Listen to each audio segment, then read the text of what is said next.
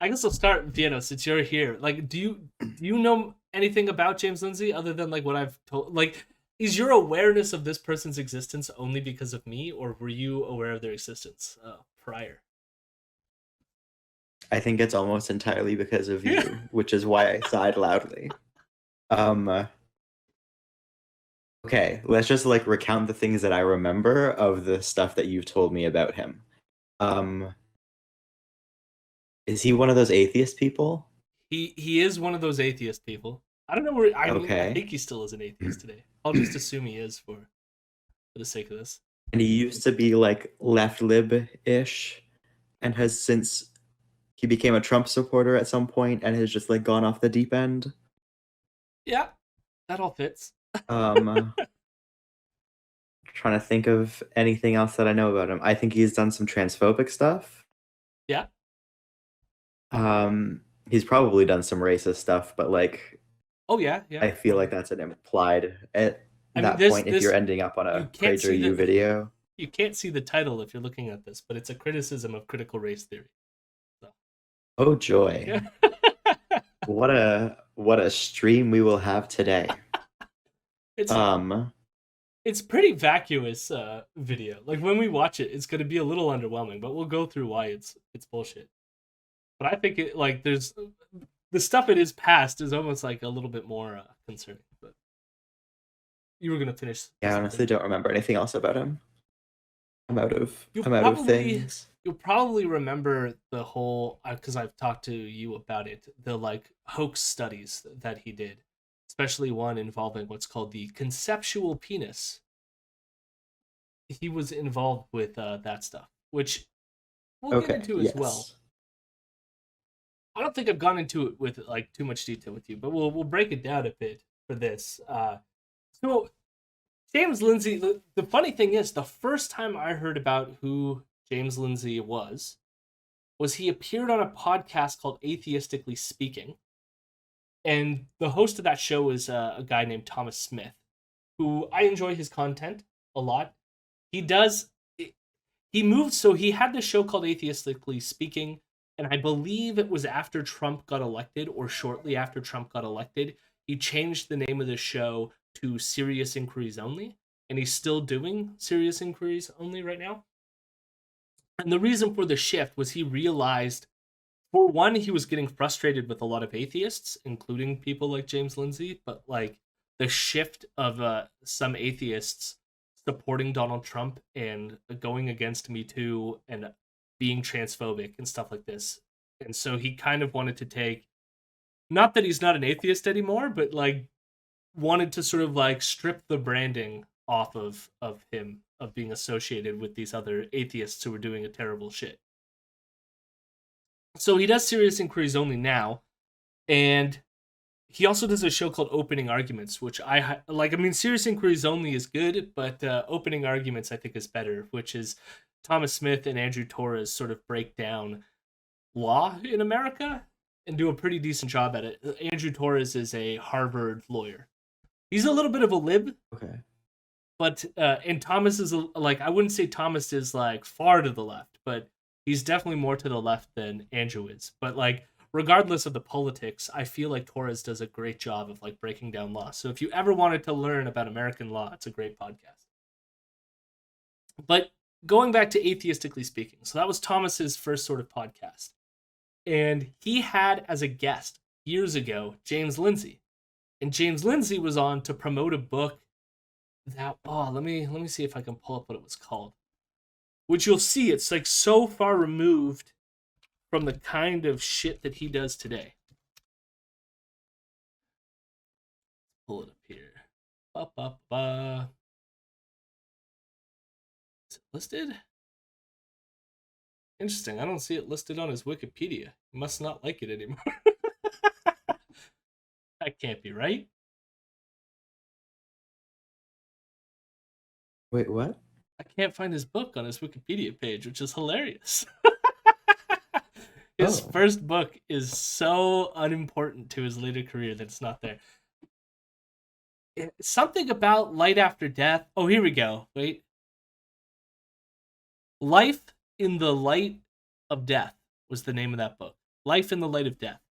And the name of the purpose of this book was basically how atheists find meaning in their lives and how atheists deal with death in a world where there is no God or religion. And because he wrote this book, he went on the atheist circuit and was like on all their podcasts. And from my remembering of listening to that podcast years ago, he sounded like a pretty just normal dude. Like, there was no like red flags. I didn't go like, whoa, this guy seems a bit weird. It was just a conversation about dealing with death. And it was very compassionate and interesting to listen to. That was the extent of that interview that I remember. Then, when things started getting weird, is back around when Me Too started happening, and this quote unquote cancel culture conversation started happening. James Lindsay was firmly on the side that the Me Too movement is going too far and that cancel culture is too far. And he went back onto Thomas Smith's show. I can't remember when it became what, but he went back on a Thomas Smith show, either as Atheistically Speaking or Serious Inquiries Only. And he had a debate with another atheist, who I also enjoy, named Eli Boswick. And Eli is a comedian. He does a show called God Awful Movies that I also highly recommend. Which is basically they just watch Christian cinema and like make fun of it. They do other religious films as well. It's just in America primarily the industry is pumping out Christian films. So he goes on with Eli Bosnick, and they have this back and forth about cancel culture, Me Too, all this kind of stuff. And that's when I started going, there's something up with this James guy. For one, so he got a doctorate in math. And I want to keep that in the background. Ooh. So he's a doctor in math, which is fine. Nothing I mean, you did it so I don't know. I don't know if this is supposed to be representative of something. If you get a doctorate in math or engineering and you aren't doing those things, and even then sometimes you're suspect, but if you have those and you're not doing anything in those fields, automatically you're reactionary, just like 100%. I'll take it. Why not? Sure. I mean, here's the thing. I have met a lot of engineers that and mathematics type people that do tend to be conservative. There's something about being an engineer that, and I don't know if it has to be like, this is going to be a huge broad generalization. So of course not all engineers. I'm sure in fact, one of my favorite local politicians, Dirk Prout, who is a patron of the show, engineer, lover to bits, great person. But there's a bunch of engineers that I've met that like, there's like a superiority complex of like, I've worked hard, I got these degrees, I deserve like $1 million for doing this work, and poor people should be paid less because I'm the one doing all the hard work kind of attitude. And it's always been sort of like icky to me. Colossus Shy says it really feels like engineers and math folk are either 100% regular, super normal people, or they're wackadoo conspiracy theory crazy. No in between. See, I don't think they tend to be like the conspiracy types. I think they tend to be, oh, I'm smart and I've, figured out how to do things good in my field. Therefore, I can do things good in every field. Yeah, they now like, there is no... Yeah, and just like a superiority complex that leads them into like reactionary politics because they're like, oh, I can fix all social problems like it's a formula. Like, there isn't any sort of like consideration that like maybe, social sciences and whatever, or philosophy, or that isn't like a fucking Heidegger and like fucking Hitler I will like have to offer. Like, I will say, in combination with overextending your knowledge base and like applying to separate things, I do find that can correlate with conspiracy thinking, because it's often like there's something about conspiracy ideation that appeals to like smart people, where they're smart enough to like have some doubts, but then they like don't know enough to like fully comprehend the complex systems involved in each area. You know what I mean? So they start like falling into conspiracy thinking. So like Yeah. they can be related in various ways. But either I way, think that's sorry, yeah, finish your thought. like I think that the engineering and math PhDs are like the higher level, like they are, the technocrat reactionaries, and then like the mid level of like, nurses and um like where they've completed a degree and like maybe even a master's degree and like have some expertise, but it is more like I'm struggling to think of like words, but it's like they're like the mid-level bureaucrats of the system rather than or like lower level bureaucrats, whereas the engineers and stuff are like, they're the Yeah, team leads, they're the like bullshit type things, and like the mid-level turn into conspiracy theorists because they see that their superiors are fucking insane and want to control everything, and therefore because in technical fields often there is a lot of that top-down control, they can then apply that to the rest of the world. yeah, um and like that is obviously an exaggeration, but it's more just like the nurses and stuff seem to be like, we can look at the vaccine denialists even and see like nurses in that, whereas like the doctors are the ones that think they can control social issues, um because they've read a lot of books and done a lot of studying in things that are totally unrelated to social issues. yeah. I mean, there's a lot going on there with having to do with. I feel like some people higher up, like including doctors, like don't understand. Not all of them, obviously, but some should appreciate more looking to the nurses at like a different level of analysis to understand how their tasks and like the nurses might have some sort of intuitive knowledge of certain things going on at that level that they might not at theirs. And uh yeah, it's a whole complicated thing, but Yeah, amazingly hierarchies are inefficient. yeah, I mean, yeah, I mean, like, I don't even think it has to be set up in terms of a hierarchy. Like it could just be like different specializations, but then there needs to be like ways to cross communicate and whatnot. But And a yeah, I mutual do. respect. Yeah, but I do feel like what the phenomenon we're getting at here has more to do with like people who get a PhD and therefore think that they're fucking brilliant, can Yeah. apply their knowledge to um to everything. Shai brought up Jordan Peterson, which is, yeah, another great example of that. And Jordan Peterson is going to be tangentially related to this story as well as Richard Dawkins, Steven Pinker, the usual figures.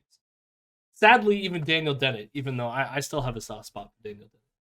We can get there when he arrives. But so, James Lindsay's coming out, cancel culture bad, all this fun stuff. And then teamed up with another atheist named Peter Boghossian. We have a soft spot for Steven Pinker. I enjoy his earlier linguistic work, and everything since then, I bye bye Steven Pinker. I have no time for you. Yeah, I Now, think Steven Pinker is exactly one of those people again, where it's yeah, like, oh, I did a good science once, and yeah, therefore I know everything about everyone. and and part of it too is some of these figures, like even Richard Dawkins, like they're good communicators of science, and like that, it's almost like a poison pill. Like I like the fact that they're good communicators of science because if you can communicate the science, like that's really good. But then it's like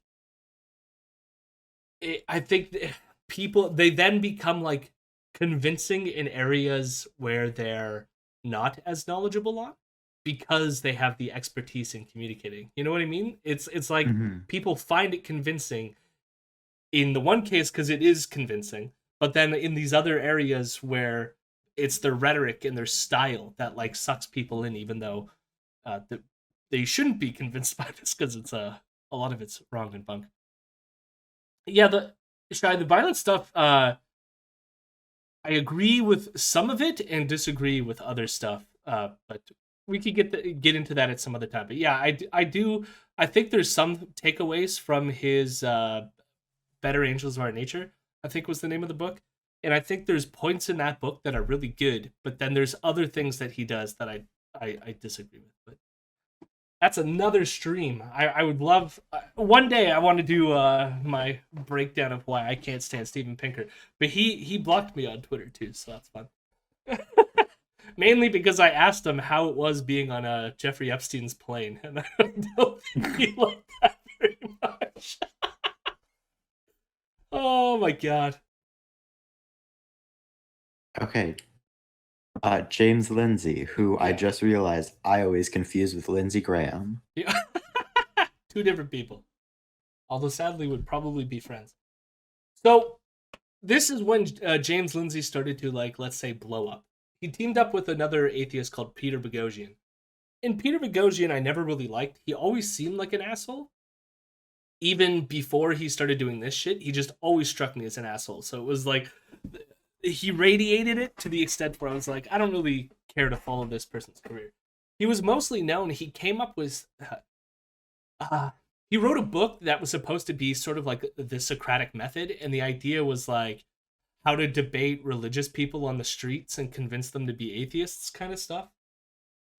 And like they call it like street epistemology or some shit, and that's the kind of work that he was doing. But I wasn't really following any of that. But James Lindsay teamed up with Peter Boghossian, and they ended up writing in Skeptic magazine this hoax. Now, what happened was, with Peter Boghossian and James Lindsay, they wrote an article, and it was called The Conceptual Penis. And the idea was, it was supposed to mock gender studies by being like a bunch of nonsense, and they submitted it to gender studies journals hoping that it would get published, only for them to be like, ha, we hoaxed you, it wasn't legitimate, you just published fake shit. And the goal of this was to say that like gender studies wasn't legitimate, right? Because if you publish this, if we submit it to a peer-reviewed journal, you peer-reviewed it and you put it out there, even though it's gibberish, then that says something about you, like putting it out there.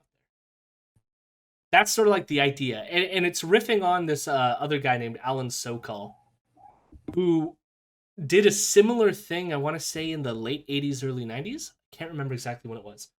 But Alan Sokal did the exact same thing back then, but he was critiquing Jacques Derrida and a lot of these postmodernist sociologists of the time. And I feel like postmodern neo-Marxist. No. So here's the thing: Alan Sokal has some lefty bona fides. So I don't put him in the camp.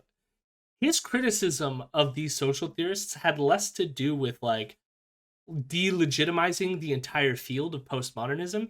His criticism was that they kept using scientific terms in ways that like the scientists weren't using these terms, and like that was frustrating him. And so his book that he wrote about the hoax that he did was called Fashionable Nonsense, because the idea was these sociologists are like taking these scientific terms because it makes them sound smarter, even though they don't even know how to use them correctly. And so he wrote a whole article that was called like the hermeneutics of quantum gravity or something like this, and it was something about how like quantum gravity is political or something. It really was nonsense. And it got published. Sorry, go on.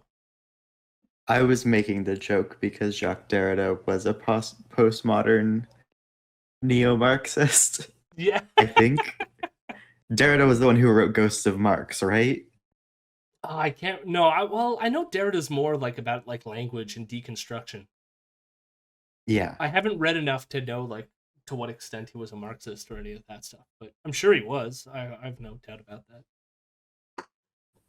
I mean, like, that was the wrong way of putting it. I mean, I don't know for sure, but like he fits what I would expect an academic postmodernist Marxist would be. Yeah, but But it is kind of ironic because that's kind of like the person he was like going after to target, right? This like, or that wasn't what Alan Sokal's like thing was, but you could tell like a lot of people take from this that there's these academics who are like because Jordan Peterson, he talks about the so-called affair as well, right? And they all talk about in these terms of like the postmodern neo-Marxists doing like gender studies and critical theory and blah blah, and they're all like bad and that stuff. And so Yeah, it was Derrida who wrote Ghost of Mars. the one thing that Alan Sokal did as well, so like after he did the hoax, he specifically talked about how this wasn't a takedown of sociology or postmodernism generally. It was a very specific critique. And he even admits like his paper was it was printed in a journal, I think it was called Social Text, which was like vaguely peer reviewed, but it wasn't like it was a huge journal, right? It was specifically like a Yeah. conference paper, and so it's like he wasn't making any accusations that somehow there was like a peer review problem or anything like this. It was more of just like, look at me hoaxing these people who keep using these scientific terms incorrectly. That was pretty much Mhm. what it was, and it It was became an imminent critique. yeah, and it blew up, and like a lot of people talked about it. It was like a huge thing. So James Lindsay and Peter Boghossian were trying to recreate that, but this time the people they wanted to skewer were so-called gender studies. So they got their conceptual penis paper published in a low tier. It was peer reviewed, but like, there's different standards of peer reviewed, but like they got it published in this thing, and I can't remember exactly what it was about in terms of it was something about how like the penis is a social construct or something like this. And here's the thing. You could probably come up with some kind of like legitimate argument for how the penis is a social construct. In fact, Give like me like 30 seconds. Yeah. yeah, like it's not a difficult argument to make in the sense that like my dissertation in philosophy that I never got to write because I dropped out before I did it, but was going to be about how like binary sex and even how we think of like secondary sex characteristics, all of these are themselves fuzzy categories. So it's like, you can have a thing that is more or less what we normalize to be the penis, right, or vagina or any other sexual characteristic. So there is ways to conceptualize this to like, yes, you can sort of break that down, but in their heads, right, because they're thinking, oh, this is like those nonsense people over here in gender studies. Of course they're going to buy into this idea that the penis is a social construct, when we, Peter Boghossian, philosopher of our professor in philosophy, and James Lindsay, who just has a PhD in math, like somehow we know more than the gender studies people to know that in no way we know. Not only do we know more than the gender studies people, but we also know more than the biologists, because in no way can the penis be conceptual. It has to be a real, objective, biological fact of reality. And so then they Well, wrote this paper. it's still missing like what a social construct is. Yeah. Like social constructs enact themselves on reality, first of all. Yeah. And second of all, like they're generally based on something that is observable. Like they are based on something that does in fact, on some level exist. It's not like penises are fake. It's just that they are like socially constructed and have meaning placed upon them, which is social. Like I mean, even species designation. I mean, we like to think that like species are objective facts of reality, but species are like each replication like varies the species. So there is no the essential species. It's all gradation, right? And so it's like even where we like draw cutoffs where it's like this fish is different than this fish and therefore they're two separate species. Even that to a certain extent is socially constructed. But that doesn't negate the fact that there are underlying patterns and things like in the material world that allow us to create these distinctions. It's just where we decide to carve it at its joints is where the social construction comes in, right? yeah. And even on like terms of the like individual type of thing too. Like where does a single human begin and end? Because if you take away all the parts that are not human from the human body, that human cannot survive. But there are things that are, we wouldn't consider quote unquote biologically human that make us up and that are essential to our existence. And it's like, we are a human individual is an ecosystem Yeah. and a species. But like, we're a whole bunch those of things are not, those aren't neat little boxes that actually exist anywhere. They're vague guidelines at best. Yeah. Two Cars makes a good point in the chat. As technology progresses, sexual dimorphism will increasingly be meaningless as people are able to change it. Yeah, I mean, it's even, I wouldn't say it's like completely meaningless now, but like those lines are already blurred to a certain extent. It's just like there are a bunch of people that rigorously want to enforce it in many ways. Where it's like, I don't know, it's always been loose, you know. We should go back to the way it always was to a certain extent. Yeah, and like the thing that they want to enforce is not sexual dimorphism.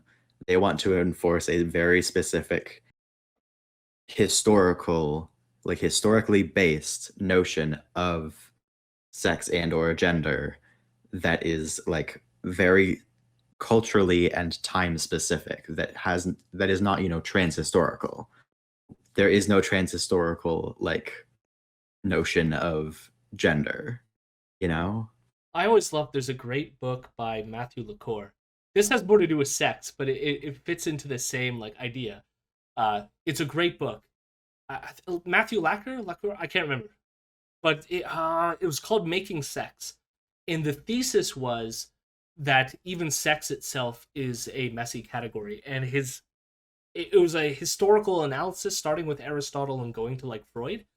And one of the things that he highlights in this book, which I find fascinating, was that when Aristotle wrote about sex, he thought of it in terms of like there only being one sex, and that females were just a deficient version of the males. So like they're one sex, they're not two separate things, but females are deficient in some ways. And because of this, a lot of people, when they did their anatomical drawings, they made anatomical drawings of vaginas to look more like penises in order to make it like, look, Aristotle was correct. They're pretty much the same thing, just slightly different. And so you can go back in this book. He like has a whole bunch of like anatomical drawings over time of people who were like forcing vaginas to look like penises throughout history, which is fascinating. But we get Yeah. I'll There read. was something. Yeah, well, I mean, if you remember your thought, let me know. But I was going to read the conclusion to this thing. The hoax got published in this again low tier, pay for play kind of like paper. So it was like very low tier, and they get it published. So then they write in Skeptic magazine, and it's worth noting that the person involved in Skeptic magazine, Michael Shermer, is a bit of a sex pest. So Of course he is. uh, Also, you remembered? no, just Shai said, is it weird that we get hella anxiety from seeing that you have messages yet to get to on your Discord? The weird thing is, for me, it's very app specific about like what notifications bother me. Emails, I don't give a shit. Like Discord, I do not care. Tumblr, Twitter, it's like whatever. I don't want to see it. It doesn't exist. What's the one that gets you though? What's the one app that's Facebook Messenger, Yeah. I cannot stand. And like, I'm trying to think, like, that's the main one where it's like, even if it's a group chat, like if I see that there are unread messages, I have to check it. And I hate it, so I don't use it. And yeah, Similarly, like most like kind of group text conversations or like texting, which is why for me texting is just like that is the worst form of messaging imaginable, because it's like, I hate getting this notification. This notification makes me want to die. I don't know if it's just like having kids. It's just like none of the messaging, like none of this like fills me with any anxiety, because it's just, it is what it is. I'll get to it when I can get to it. It is what it is. I don't know. I will say, to your point, Shy, it's going to be a long road to get to. And the funny thing is, the Prager U video is going to be 5 minutes, and it is going to be a while to get there. So the Prager U video is going to go pretty fast once we get to it, and then we'll do the bonus Prager U for the fun. But I'm going to read the conclusion of this thing. So they get the thing published in a gender studies crappy journal, and it is a crappy journal in compared to the other gender studies stuff. And then they write about their hoax in Skeptic magazine. And I'm going to read a little bit from the conclusion to see like how they frame this. So they say, there are at least 2 deeply troublesome diseases, notice how they call it diseases, damaging the credibility of the peer review system in fields such as gender studies. 1. The echo chamber of morally driven fashionable nonsense coming out of the postmodernist social sciences in general, and gender studies departments in particular, and the complex problem of pay-to-pay published journals with lax standards that cash in on ultra-competitive publisher-parish academic environment. At least one of these sicknesses led to the conceptual penis as a social construct being published as a legitimate piece of academic scholarship, and we can expect proponents of each to lay primary blame upon the other. So notice they're saying that their paper highlights 2 problems. One problem is that gender studies is a bunch of fashionable nonsense and it's all junk science. And the other problem is that there's these like very parasitic pay-to-pay access journals that like prey on people who really need to publish in order to get ahead in academia. And then they go, the conceptual penis as the social construct underwent a blind peer review process and yet was accepted for publication. This needs serious explaining. Part of the fault may fall upon the open access pay-to-publish model, but the rest falls on the entire academic enterprise, collectively referred to as gender studies. As we see it, gender studies in its current form needs to do some serious house cleaning. So this was the conclusion. When every single critique that came out was like, look, what you did only showed that you can get your shitty paper published in a really crappy journal. That's all it showed. It said absolutely nothing about gender studies. But you can see that their end goal here is to make it all about gender studies. So James went back on Thomas Smith's podcast to talk about this and was adamant that their conclusion was not to say that it undermined all of gender studies. But he kept on going back to this thing, even though here it clearly says that the conclusion was that gender studies is a problem. They walked that back whenever they did talks to people who were a little bit more critical of what they did. But then he added on top of that even if it doesn't show that all gender studies is bad, isn't it bad that their silly article was so easily able to like parody it? And part of me thinks that's a really stupid argument as well, because you can think of like, I've watched enough conservative crap that I think I could like parody, like if I wanted to talk about how like transgenderism is going to be the downfall of Western society, I could probably parody that very well. But in parodying that, I would be indistinguishable from the actual people who hold those views, right? And so it's like, Yeah. if they had to learn the field so much that they can mock it, and yet mock it in a way that they created a publishable paper because that's how the field actually thinks about these things, that's not a criticism of that field. You have to say why it's like worth mocking in the first place, which again, all they're going to fall on is like, biology is objective. It can't be a social construct, right? That's their only argument, which is why they did this whole friggin' thing in the There's that. Satire requires a clarity of purpose and target, lest it be mistaken for and contribute to that which it intends to criticize. Yeah. And it's like, this is exactly that, where it's like... But in the realm of peer-reviewed journals. Yeah. So that... Like, it's not a critique. It's a contribution, if anything. No, and this gets worse in the next thing. So they decided, because this one, like, it got them a lot of attention, and it got them a lot of criticism, so they're like, we're going to do it better. And they did what they called so-called squared. And so the idea was they sent out a whole bunch of papers to a whole bunch of journals, all in the what they call gender studies field, and got a whole bunch of them published. So now they like multiplied their hoaxes. They did several hoaxes. And their argument now was like, see, we got a whole bunch of these published. So let me read. This is one of the criticisms. This is Daniel Engber, who writes great articles for Slate magazine.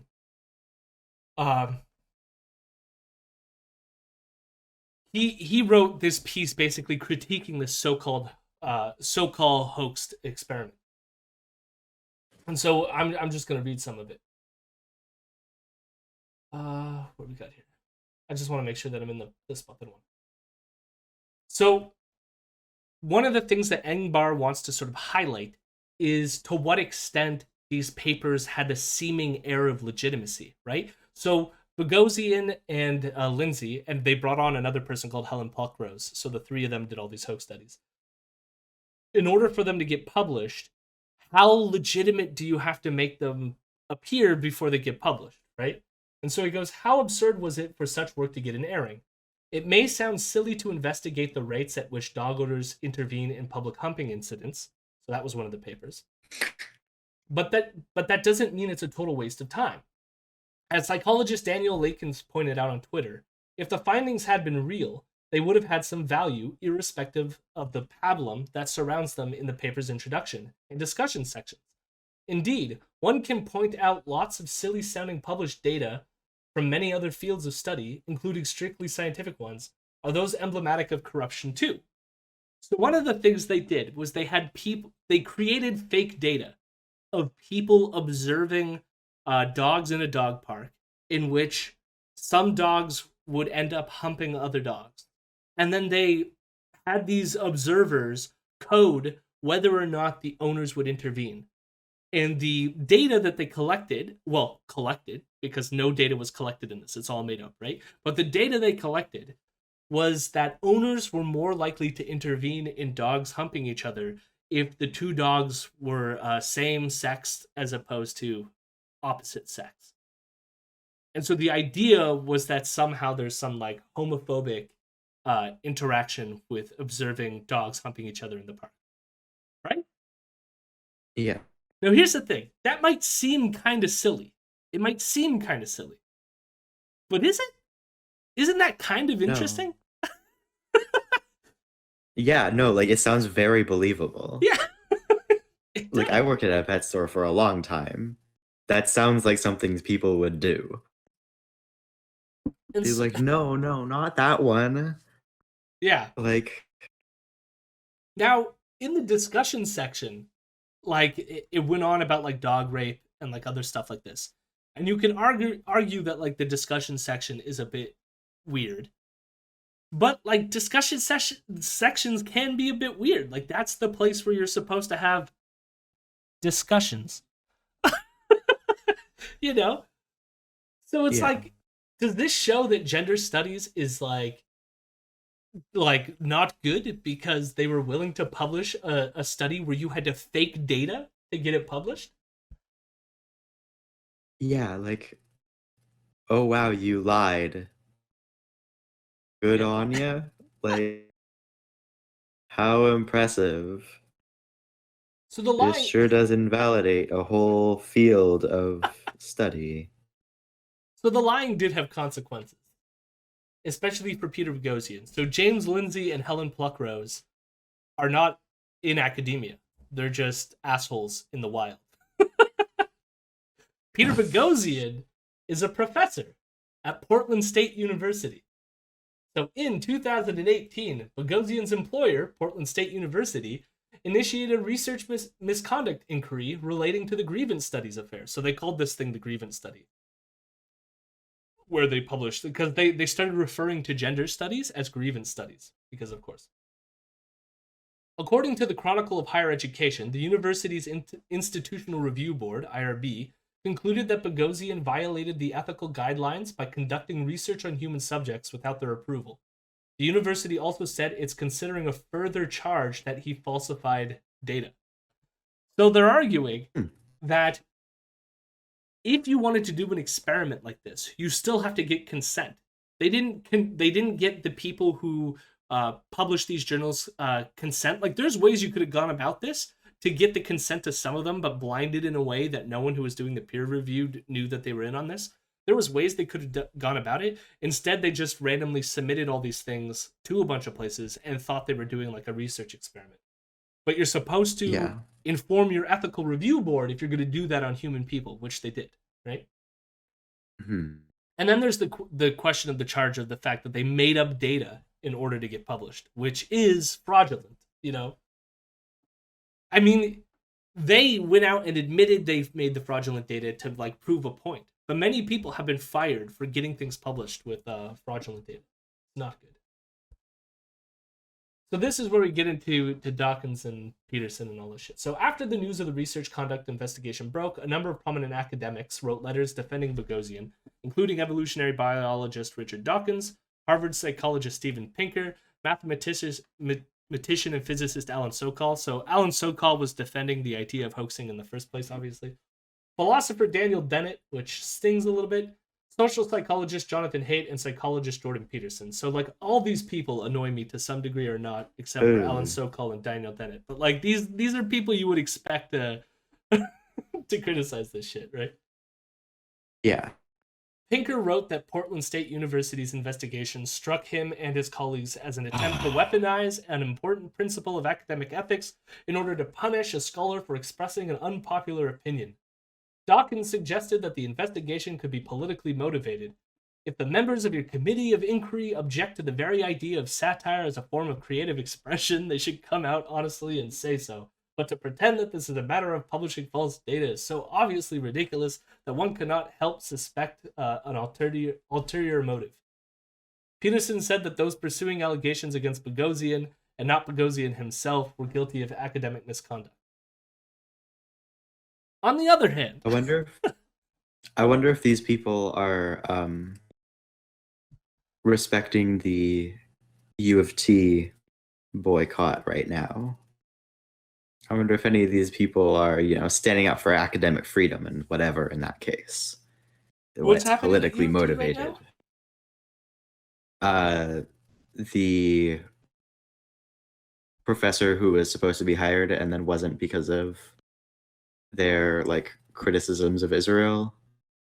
And I mean, that's happened before, but I'm not aware of this current one. I think we talked about it, the CJPME thing. If we did, it was brief. Like, this feels vaguely familiar, but it's also something that like happens so often that I feel like so basically, streams crossing. A few months ago, a professor or a like candidate was interviewed and approved by the like hiring board for the department, and also like told that she had been approved by the hiring board. And then the U of T, like I think board of directors or whatever for the entire university, one of like I think the biggest university in Canada, intervened and stopped her from being hired because she's critical of Israel. And so now there's like a battle going on between the actual like staff union or like the teaching union at U of T being like, hey, they issued a censure, and it's the first time that they've done that since 2008, basically saying like, hey, calling on all other academics to like not participate in U of T sponsored events until this issue is resolved. So like the monk debates that were supposed to happen got canceled because both debaters were pulled out because of this censure.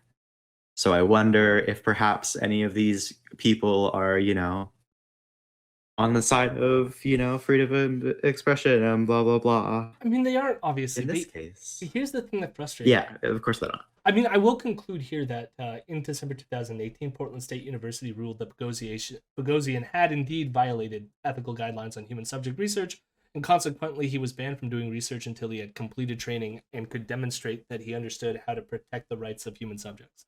So they did rule against him. So all these people complained, the IRB, the Ethical Review Board, did rule against him. Now the thing Yeah. that annoys me is look at what his sanctions was. He didn't lose his job. He wasn't canceled. He just was like, you can't do human research until you follow proper ethical procedure. Yeah. That's which is like no shit, buddy, no shit. Oh, what a punishment. But the thing that's super frustrating is these people, like Helen Pluckrose, James Lindsay in particular, along with people like Carolyn Borshenko and these other people on the right, are going after critical race theory. And we're going to get to it in a second. But not only gender studies, you could see with their critique of gender studies here, they want to destroy gender studies. They don't think it should be taught in academia. Critical race theory is another thing. They don't think it should be taught in university. They want to ban those studies. Jordan Peterson was a person who put out a list against academics who were teaching what he like postmodernist neo-Marxist bullshit. He put out a list targeting those academics, saying these are the people teaching this stuff and they shouldn't be in universities anymore. They're the ones on a cancel campaign. And they themselves never receive any of the blowback for any of this. They complain about how they're the victims, they're being canceled. Oh, Richard Dawkins recently got his award taken away because he's a transphobic bigot. Like, when it's like they're the ones who run the campaigns to try to like get this other shit kicked out of university. And it's worse than that because Conceptual James has said some, let's say, pretty yikesy stuff on Twitter. So here's one that I want to highlight before we get into this Prager U video, which is about critical race theory. He goes, the narrative being pushed is dangerously accurate in many details, as the Frankfurt School really did want to end Western civilization and is almost wholly comprised of Jews. This allows anti-Semites to recruit new anti-Semites who wouldn't have otherwise been recruited. This isn't time for some superficial thought-stopping garbage like Jews do not cause anti-Semites, or that's 1990 or 1933 rhetoric, guys. 1933 is happening again, and it's bad. The reactionaries and anti-Semites are in the wrong, but their argument touches enough truth to persuade. What? Yeah, so there's Jews in the academy that are pushing post-Marxist or post-neo-Marxist modernist garbage in critical race theory and gender studies, and they're all Jewish, and that's creating anti-Semites, is what he's arguing. So he's gone off the deep end, Mr. James. I mean, like, the thing is, that first sentence is true. Like, the Frankfurt School really did want to end Western civilization. That's a good thing. And it wasn't wholly. And many of them were Jewish. But not wholly. That is the No, not all of them. Well, he even says almost wholly. Oh, so, like, even he isn't like, oh, they're all. But, like, yeah, amazingly, a bunch of German academics who had to flee Nazi Germany were Jewish. Like, and then they came out and critiqued the Western civilization that brought them fucking Nazi Germany. Yep. Wow. How brave of them. Like, or wow, like how unexpected, how like outrageous that they would critique the thing that brought the world Hitler. But his argument is that there's Jews involved in critical race theory and gender studies today that give the far right ammunition to be afraid of these Jewish academics in the ivory towers. And so he's calling for those Jews in those fields to like stop giving the anti-Semites like fodder, right? When it's I don't know, the part that you should be combating, James, is the fact that this whole bullshit about Western civilization, right? Which is like, it's like clear to me, like you in some vague way side with the reactionaries here. Yeah. And also, you know, calling up a thing from almost all of them are dead. Yeah. Most of them were dead by the 80s. Like, and even if they weren't dead by the 80s, they weren't particularly active starting probably like the 70s. Like, why are you talking about something that happened 50 years ago as if that is the blame for like why people are targeting the postmodern neo-Marxist blah blah blah academy? Like, the Frankfurt School was a very specific time period in critique, and it's like, yes, they developed critical theory as we now know it. Yeah. Do most people like who are like, oh no, critical race theory or critical theory, whatever, know anything about the Frankfurt School? Could they name a single member? Like, how does this I've read relate? some Marcuse. Marcuse is in the Yeah, Frankfurt School. Is that right? Let's make sure I'm yeah, not. and Adorno and Yeah. Horkheimer and like Pretty sure the those only one I've read is that milieu. Marcuse, and it was okay. I've read a bit of Adorno. It was, you know, I don't remember it being too objectionable. I think it was called Eros and Civilization. I can't. It's been a while. I still And have the to thing is, read it like, again. Should read it again to fully become my postmodern neo-Marxist. the ones that didn't like make it to old age were like the cool Marxist ones, and then the ones that did were generally like at best liberals by the end of it. Like, Yeah. it's not like they kept up with like this radical leftist bullshit thing. I will say too, one of these days on a Wednesday, I'm gonna go through my favorite paper of all time, which is a Daniel Dennett paper, which is always it's sad to me when Dennett gives the soft defense for these people, and largely I feel like it is like from old friendships way back in the day. So like Dennett will come out and defend Dawkins and Boghossian and all this because of the atheist circles and all this stuff. But when you read Dennett's work, he's an anti-essentialist through and through, and I can't imagine. And he's also like, I wouldn't call him a leftist, but he's definitely left of center in a lot of his politics. So it's like, why, Dennett? Just cut ties with these people. I mean, he's old as hell, so he probably isn't on Twitter enough to know all the shit that we know about this stuff. Which doesn't Yeah. excuse it, but it always annoys me because when you read Dennett's work, he shouldn't be anywhere near this shit.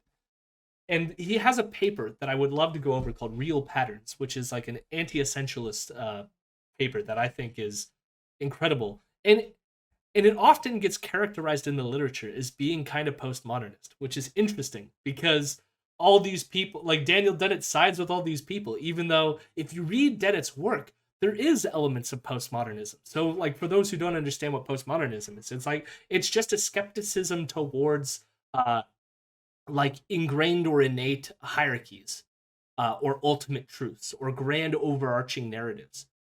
And his idea is pluralist, which isn't how like all postmodernists are, right? I think of there being multiple streams of postmodernism. You can have kind of like relativistic postmodernism, which is like there is no truth, it's all relative. And I think like I would disagree with that, and I think Dennett would disagree with that. But where I agree with Dennett is a kind of pluralist, which is like there might not be one overarching narrative or story to tell about like the nature of reality.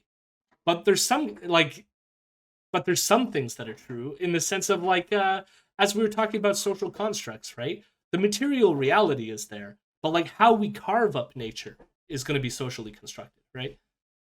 Yeah. And that often does come to a kind of postmodernist conclusion because there could be more than one carving, a pluralism, like, and that paper like really makes it clear why I think that worldview is the best.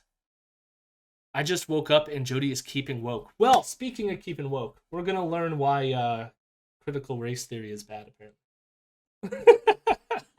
So we Are we got gonna to it, get to Shy. the Shy, we video? got to it. We got to the video. An hour in and The we got to video the that video.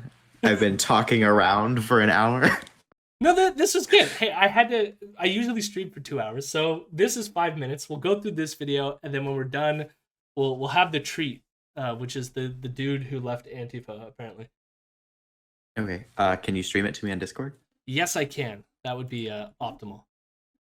The thing is, you're gonna find this video to a certain extent is going to be a little disappointing in that, like, you know, it's friggin' James. It's a Prager U video, and it's James Lindsay. Is he really gonna say anything that interesting? Probably Yeah. not. No, So. that's why I've been like actively like talking about other things this whole time And I will make a note too. because I know this video is not going to be good. He is boring as hell here. I don't remember him being this boring, and he clearly is not a video speaker. It clearly looks like he's reading some kind of fucking script. So here it goes, James Lindsay. Video has not started on my end. Have you heard about critical race Oh, theory? there we go. I'm guessing you probably have. It has already insinuated itself into many institutions and is making I hate your rapid face progress so much. into Oh others. my god. If it takes hold, it will completely change the very nature of America and the way you live. I love that it's insinuated its way into. Does that even make grammatical sense? Can you insinuate your way into institutions? I don't think so. I'm gonna So- just look up the insinuated, because that usually, what does that usually mean? Let me get the suggest or hint. Oh, I guess slide slowly and smoothly into a position. Okay, the second definition kind of fits, Sure. but I've never heard of it used that way. Interesting. Okay, Yeah. I've usually Where's heard of Alaska it. and Hawaii? Oh, on that. They're not being taken over by the critical race theory. They're still free. They've been decolonized. Critical race finally. theory holds that the most important thing about you is your race. The color of your skin, that's who you are. Not your behavior, not your values, not your environment. Your race. Fucking hate this, and I also hate their dumb bullshit like graphics. Yeah. Yeah. The thing is, Like those feel like the oh, this is a like gentrifying tech startup that just moved into your poor downtown and we're mixing things up or whatever. Like I just love you. he's taken a field that's called critical race theory and is like, they focus on race. Now he's extrapolated from that point to say that like they think that all that matters is your race, which is not true of critical race theory. But it is like amazing. Like, of course, what critical race theory is going to focus on is race, right? It's right in the fucking name. But it should be obvious to everyone that like the point. Perhaps it may have a critique of the concept of race, though. Right, or how race is analyzed or structured, right? And like that's what it's like looking at, right? So it's like it's not necessarily saying that race is all that matter, that like behavior is non-existent, that I can't remember all the other shit that he mentioned, but behavior was the key one, as if like I feel like they put it in there because they always want to go back to that MLK speech, right? Not about the color of your skin, but the content of your character, right? Did I see the exchange between the Quillette editor? 2 cars. James? Put something in the. Yeah. I just we can look at that after the video. Let me pop it up. I'll share it. Where did my? It got rid of the Prager U for me. God damn it! Isn't it in the top left? It disappeared for me. Nope. I know. Get it back. Oh. And the reason why we're covering James on Prager U is because this video just came out this past week. So. Where did it go? Unless they got rid of it. There it is. What is critical race theory? Oh, I hope so. Folks, we got a big one today. Oh, no. We got a big one. I don't want a big one. And I don't want to contribute to advertising for Prager U. Have you heard about All right, here we go. We're back now. But Your do I have to race. share it with you? Yeah, because it's on Twitter on my end. I don't know what happened. I must have accidentally clicked the X. No clue what happened. That's all right. I grabbed the thing that you sent to, Chris, so we'll get to it eventually. All right, here we go. In critical race theory, if you are a member of a minoritized racial group, their term, not mine, Minoritized. And he says their term, not mine. I've never heard of minoritized. I mean, my guess is because like people talk about marginalized now. but I've never heard of minoritized. Or maybe they're saying that it's wrong to classify it as minority, and so it's like by saying that you're doing this, you're minoritizing them. I don't know. I don't trust I don't James know. Lindsay's understanding of the concept there. You are a victim Yeah. of a system that is rigged against you, a system that doesn't want you to succeed. On the other hand, if your race is privileged, you're an exploiter, whether you intend to be or not. Critical race theory begins from the assumption that racism occurs in all interactions. So, like, I mean, there's so many things to hear that you could like spend like hours on, but like, my understanding of critical race theory is like, it's not like they deny intersectionality or intersectionality as a kind of like discourse of understanding race. It's not like they would say that there would be differences between poor white people and rich white people and these class differences. It's not like those distinctions aren't going away, you know. I mean, and it's mostly critical of the concept of race, which is itself like has its own blurry edges to it and stuff like this, right? But also, like, this is just classic conservatives. Like, it's atomizing and individualizing, like, all possible attempts at, like, analyzing social forces. It occurs in all interactions, not in all structures type of thing. Like, they're approaching it from a, like, this is you as an individual person approaching all individual things because that is all that exists.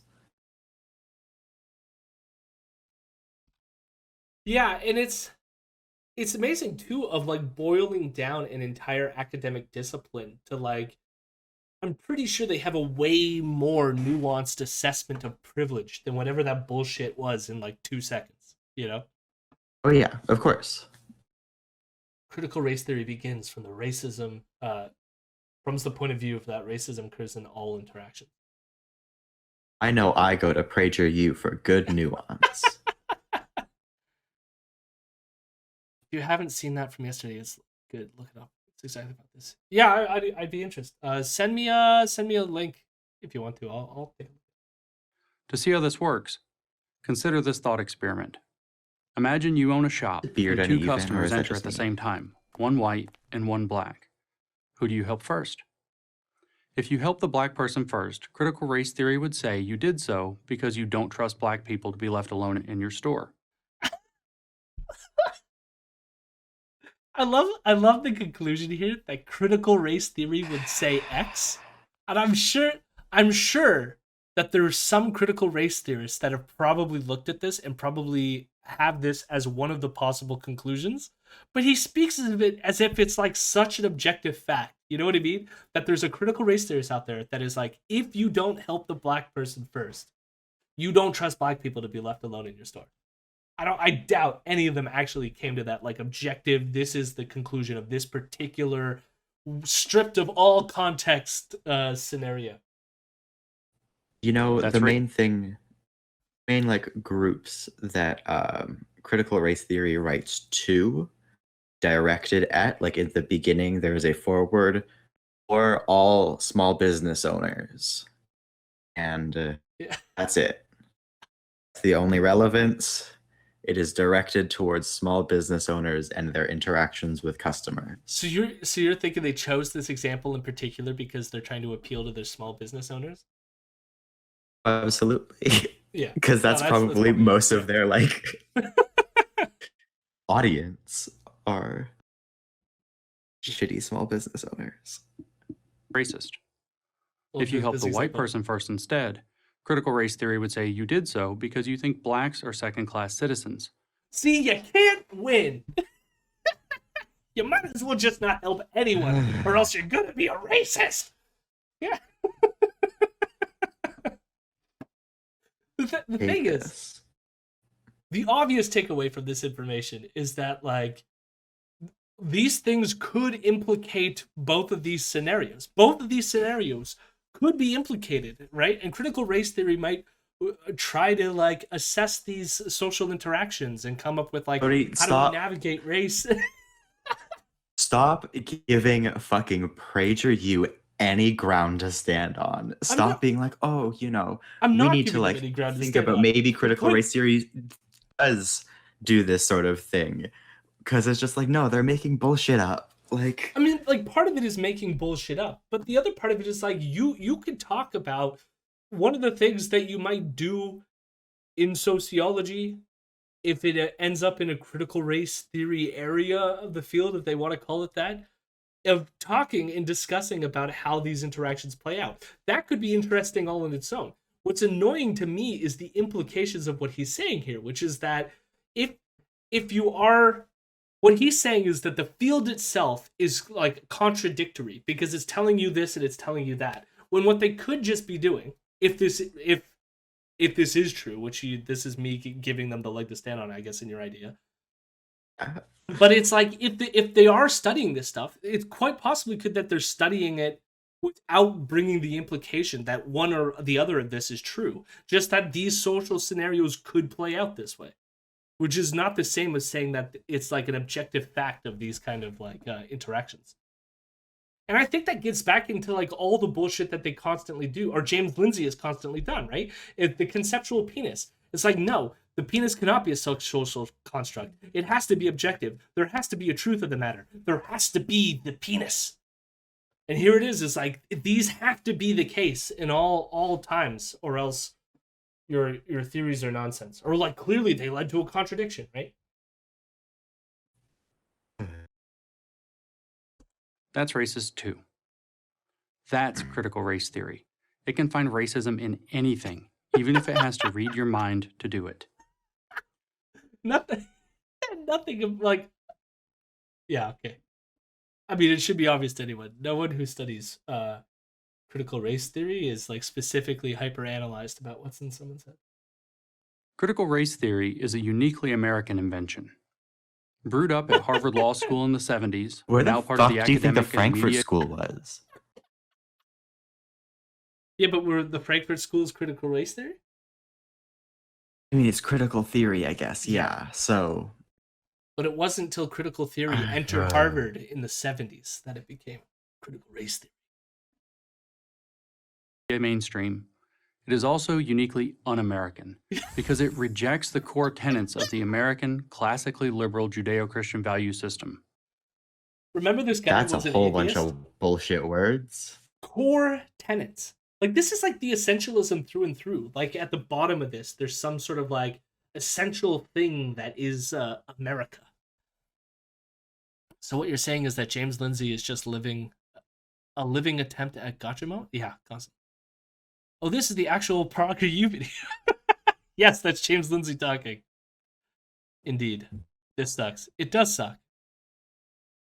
Once again, Prager U pushing obvious Christian right-wing religious nonsense. From an atheist. Remember, James Lindsay, as far as I'm aware, is still an atheist.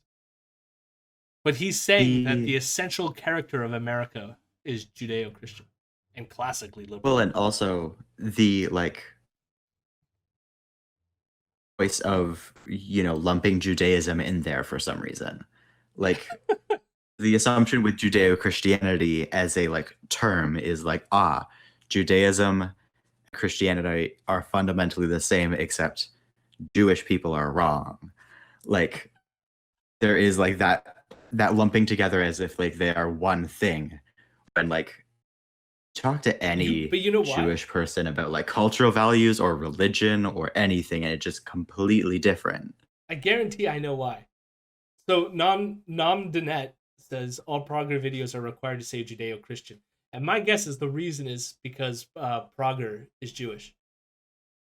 So he doesn't want to just say Christian. He wants to sneak in his own religion too. So it has to be Judeo-Christian. No, because like Judeo-Christian is a like term that is really prominent in like the sort of like, oh, the West is great type of thing, because Judaism and like bringing it back to the like sort of historical split is like a means of placing them historically within like Western history as a like thing that predates the Christian takeover of Rome, basically. Like Rome, the Christianization of Rome, I should say. Like it's a means of like reaching further back into that history and claiming that as the West's. Yeah. It's this same sort of thing where it's like flattening and like essentializing the whole experience of like No, I can global see history. that. No, I can see that. That's fair. That is a fair assessment. I also want to say, where did the term? It is funny that like the appreciation of the term classically liberal, because I remember that first coming into like popular use online through like Sargon of Akkad. And then even Dave Rubin was the next big one to take that mantle of like, I'm a classical liberal. I'm a classical liberal. The left has gone too far. Watching this Prager U video is going to make you dumber. Well, maybe. I mean, knowing of James Lindsay's existence has made all of us slightly dumber, I think. It turns the bedrock American idea upside down. That's what Here it critical is in the race words of Richard based Delgado on. and Gene Stefanchik, two leading proponents. Here you go. Critical race theory questions the very foundations of the liberal order, including equality theory, legal reasoning, Enlightenment rationalism, and the neutral principles of constitutional law. So far, I don't see And? anything objectionable about this. Especially, it's like critical race theory questions. What's wrong with questioning these foundations? It doesn't mean they reject these foundations. I would argue that maybe some of these No. foundations need to be rejected. But what's wrong with questioning them? They are important things that we must lay down our life to defend. Flag and freedom. God bless these United States. Yeah, I love like Enlightenment rationalism. Like we can't question this stuff. The neutral principles of constitutional law. So you just have to assume that the constitutional law is neutral, even though we've clearly politicized the judiciary and all that fun shit. I don't know. It does I this wanna because watch the critical funny race theory one. proponents assume racism is present everywhere and always, You've and they already look said for it this. critically until they find it. What? What? Oh my god! Or you're looking at race stuff, so you're gonna see racism if you're looking at race stuff. Like I don't know. Jesus Christ. Anytime I look at anything, I'm gonna say that I'm looking for it critically. Anytime I lose something. I mean, ironically, doesn't this fit like what James Lindsay does with gender studies and critical race theory? He's thinking about it so Yeah. critically that he's finding it everywhere. He thinks it's like institutionalized in the government of the United States. Like, Jesus Christ. Next time I put down a pen and can't figure out where I find it, I'm gonna start critically looking And for they it. always Sorry, I accidentally clicked play there. find it. It has to be there because that's how the imperial European powers and then America set things up. I feel Here, like I missed yeah, something that's there. how they always find it. It has to be there because that's how the imperial European powers and then America set things up. Didn't they? Is that Italy? Yeah, Italy was there. You don't have Spain, but we have Italy? Yeah, we got German, France, Britain, and Italy. Yeah. Sure. I mean, like, I mean, set things up? Yes. I heard. But like of Like, the is he European saying imperial powers, Italy was colonialism not the is not big racist? one. Yeah, well, I'm Prager U. I don't know, they probably still think the Italians are not white. It's just like I don't know how anyone could be like. Well, we had it on the show this week. We're gonna find out if anyone listens to the next podcast episode we release. Like Ezra did say that the Brits are inherently genteel, and that the only reason Gandhi's passive resistance worked is because the British were genteel people, which ignores the entire The only history. reason Gandhi's pacifism worked was because there was a threat of armed insurrection and war. Like, Well, that and it's like the British were not genteel. Like they slaughtered people. The Yeah. whole thing's just fucking stupid. But Like, more- how these people or like idealize of the Western culture is so weird to me. Yeah, I just hate it. Yeah. All right. I forgot this is your thing. You watch the Nazis, so I don't have to. Yeah, exactly. I mean, the reason why I chose this too is just because, like, I for a while now have wanted to talk about James Lindsay. So the first hour of the show has been me explaining how I came to know this guy and all the bullshit things he's done, leading up to this beautiful moment that happened this week. And beautiful is sarcasm here. This is an utter disgrace, and this guy should be ashamed of who he is. But Always find it. It has to be there because that's how the imperial European powers and then America set things Yep. up. Here, Mhm. as in all dangerous academic theories, there is a kernel of truth. Dangerous academic theories. there's a kernel of truth. So the Constitution was racist. Just like the interesting like idea of framing something as a dangerous academic theory. Yeah. What are the other dangerous academic theories besides like gender studies? James. But again, Jim, if you will. before we started watching this, what did I say? These are the people who want to ban these things. Like, they're constantly Yeah. going on about their own cancel culture. We've been canceled. They want to remove this stuff from the academy. They're the cancel culture. They're trying to do the cancel. Yeah. Human beings were not preoccupied with race until the 16th century, when Europeans began to explore and then colonize other parts of the world, drawing distinctions between the Okay, I'm worried about where we're getting now. I don't even think that's true. Is it? I mean, like, It's largely it's, like yeah. I would argue, I mean, it's not far off from the truth. 1492-ish, Yeah.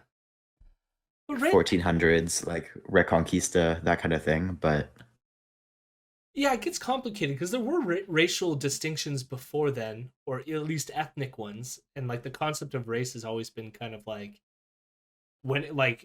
it took a while to get to like our sort of like modern conception of it as like what most people think of as like some sort of like biological trait. yeah, Yeah, I don't know. It's, I'm just the world. concerned about. Drawing distinctions between the races reached its peak in the 19th century with the widespread use of slave Okay. labor in North and South America. No one denies this. But since then, the Western world, and most especially America, has spent a lot of time, money, and blood breaking free of its racist past. It's been a rocky Oh? road for sure. it's been a rocky road.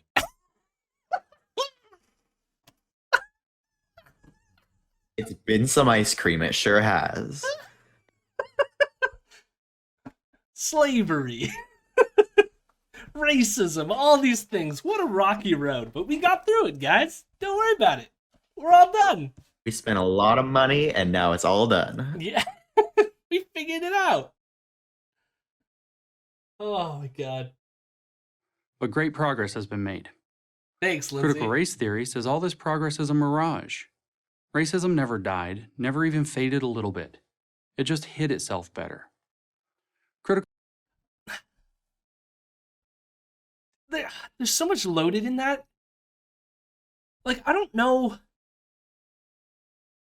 Part of the issue is that like comparing better or worse things is always kind of like complicated in the first place.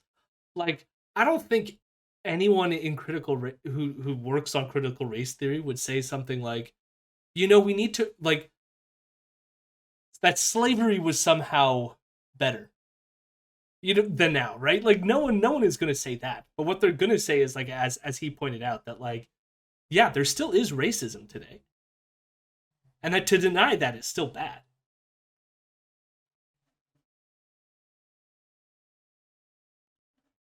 never Like, died, it's the way never he even like words faded a this little that is bit. just kind of like It just weird. hid itself better. Critical race theory, therefore, is not a continuation of the civil rights movement. It is, in fact, a repudiation of it. What? I mean, if anything, Sorry, it, like, go back a couple of seconds. I Yeah. was typing. It's past. It's been a rocky road for sure, but great progress has Yeah. been made. that line. Critical Jesus race theory Christ. says all this progress is a mirage. Racism never died, never even faded a little bit. It just hid itself better. See, like, you know what I mean? Like, the gradations there. Like, I don't think that any of them would say that, like, that racism, that certain aspects of racism haven't gotten better. But I don't think that's the focus of what they're doing. They're just saying that, yes, there are aspects of racism that have hid itself. In, say, like, the preference for colorblindness in the law, even though that has hid the fact that racial discretion still exists within the legal system, you know? And it's still important to, like, highlight that fact, is it not? Don't you want to know that, like, racism has not completely disappeared, that it still is, like, within the structures of our system? Isn't that important to figure out? Yeah. Devin's saying something along those lines, talking about how it came out of legal theory. Yeah. In such a way where it's heralded carefully. Yeah, I mean, that's like the one thing, like, sitting here, like, I don't know. I've read a lot of some of the stuff that I get told, like, later is critical race theory, but just didn't know, like, the field itself is going to have, like, weird boundary conditions. Like, I don't think there is, like, this is critical race theory, you know? Yeah, I wonder, like, because I have read Michelle Alexander's book, The New Jim Crow, which I enjoy most of, which really gets to that issue, which is that even though the law is set up to be, it doesn't say, like, treat black people this way and treat white people this way. The discretion in the system and where they deploy their resources and all that has racialized effects.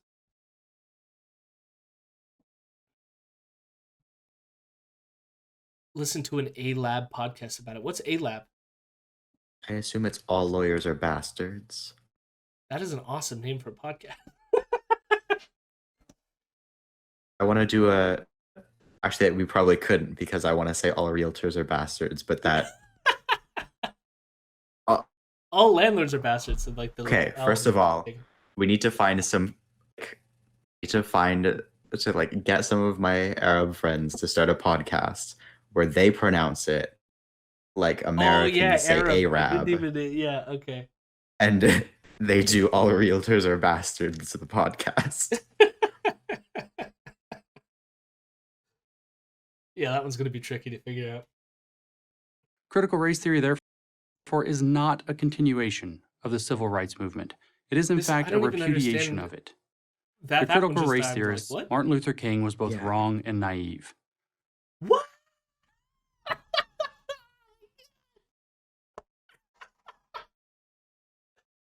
Like, quote me a critical race theorist that's gonna, like, I mean, I don't think Martin Luther King was right about everything.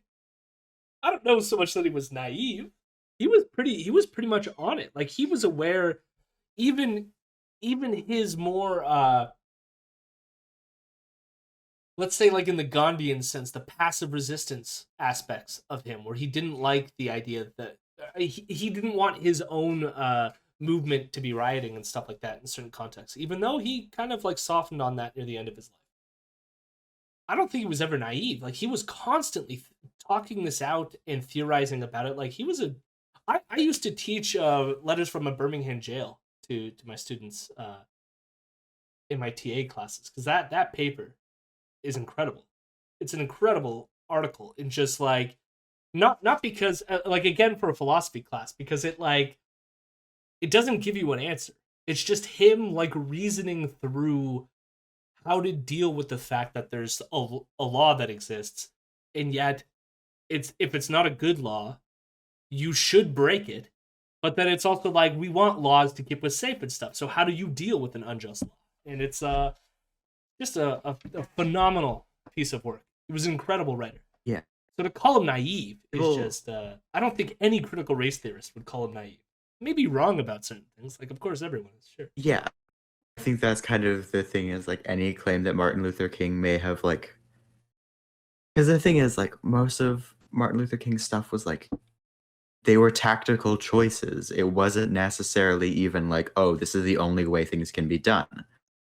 It was that this was the way that he wanted to do things, and because he thought that this would be the most successful way to get things done.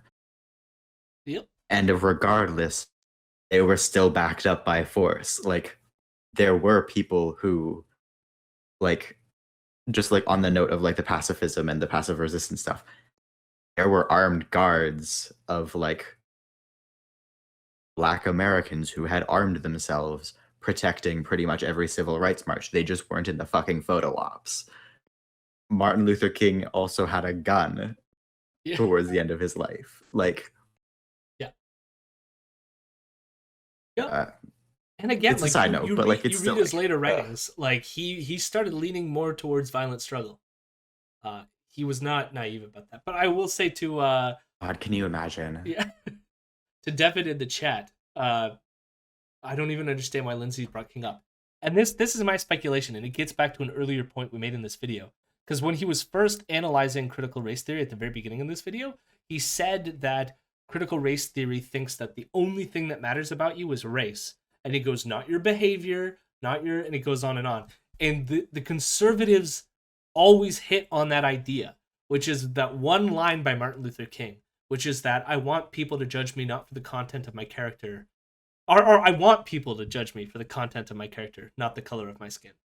And the conservatives think that is all Martin Luther King is, right? And so therefore the critical race theorists would disagree with Martin Luther King because they only care about race. They don't care about the content of the character, which is what Martin Luther King truly believed. And the content of your character, personal responsibility, all this stuff, like it fits into the conservative narrative very well.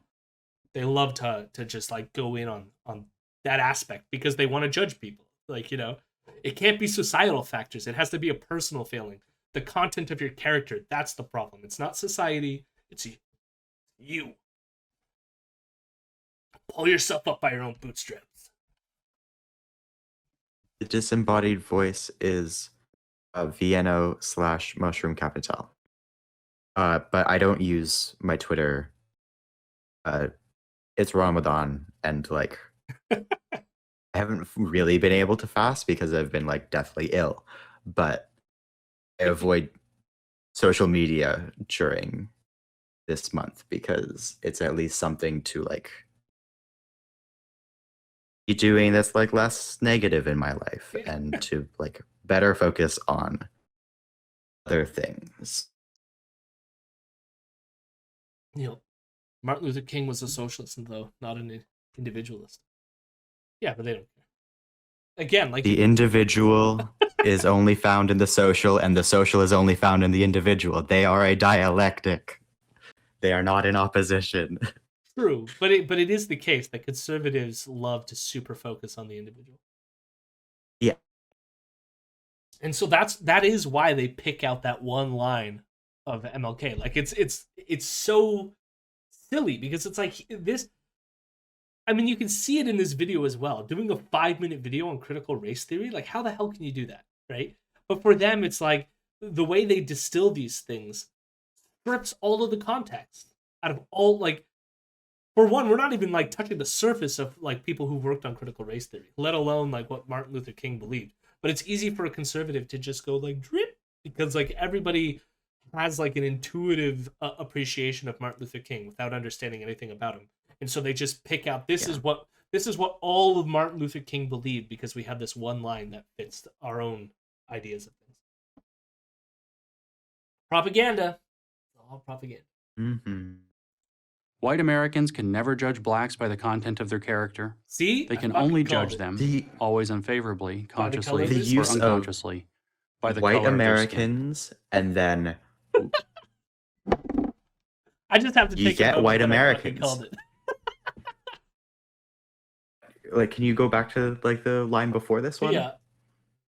Where it's like white Americans, they get Americans added after it. Theorists, Martin Luther Oh, I King didn't was even know both that. wrong Let's see and that. Black naive. people. Yeah. White get- Americans can never judge blacks by the content of their character.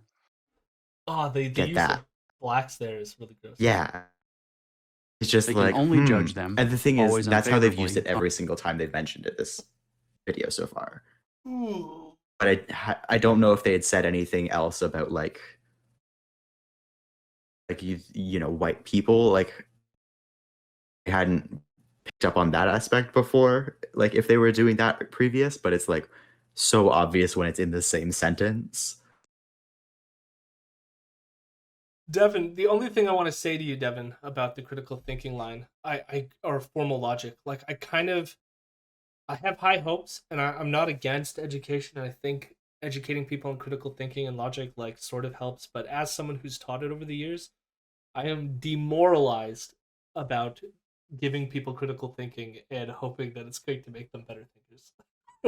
Like again, James Lindsay is a PhD in math. He's probably took some formal logic classes, and it didn't do him any better. So,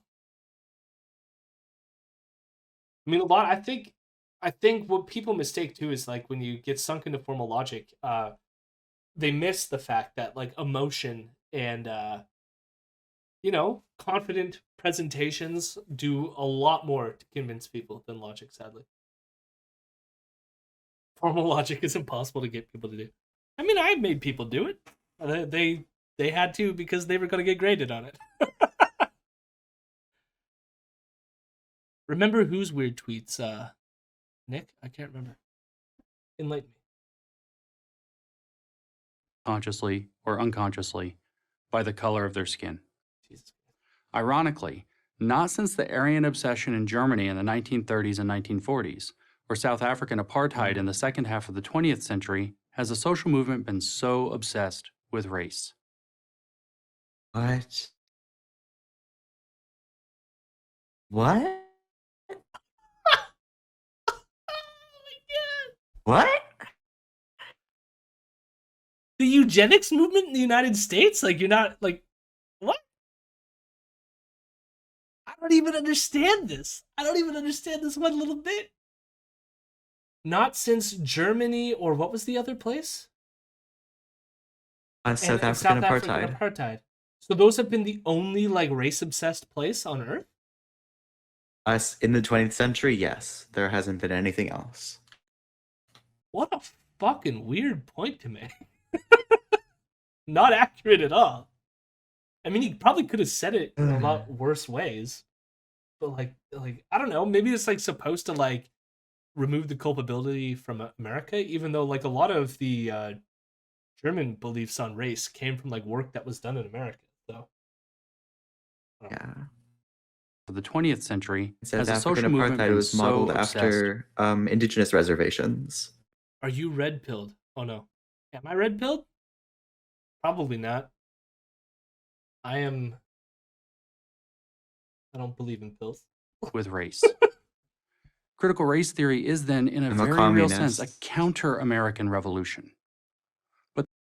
Okay. That's a positive, not a negative to those who subscribe to the theory. The American experiment was given a 400-year tryout, and it doesn't work. So let's scrap it. That's what they Yeah. believe. Yeah. Is that what you believe? Yes. I'm going to guess Yeah. that most of you don't. Oh. Oh, two lefty friends. Yeah. Why are you red pilled? Poet. Zero. So how do we stop critical race theory before it infects the brains of too many decent Americans, especially young people? Like listen to that language. Like who's canceling who? This thing, it's infecting the brains of like, and this gets into the whole like Naziist like Weimar Republic of like the Jewish art is infecting the brains of the mass public, and like Jesus Christ. And turns us into something we have never been and shouldn't ever want to be. The answer is simple. Refuse to accept it. Don't be intimidated by the heads I win, tails you lose logic of this self-destructive, America-hating, anti-reality idea. America hating good. Yeah. What's wrong with America hating? I mean, I Canadian hate. I mean, like most states suck. I don't know a lot of states that are good. What does it... I guess I would consider myself based and red-pilled. What does it mean to you? What does what mean to me? What does red-pilling mean to you? Well, Nick asked what red pilled means to them. Interesting. Based and red-pilled. I don't know. Have fun. Nick, if it gets too spicy, you know what to do. All right.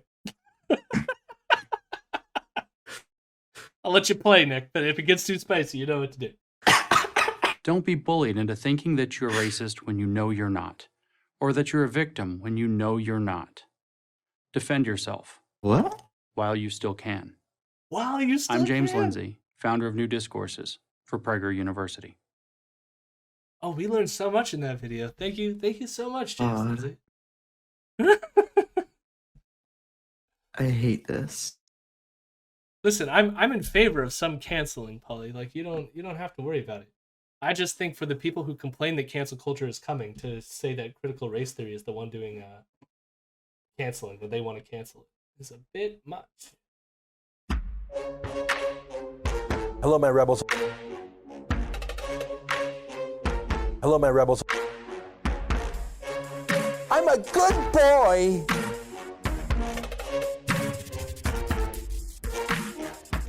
I'm a weirdo.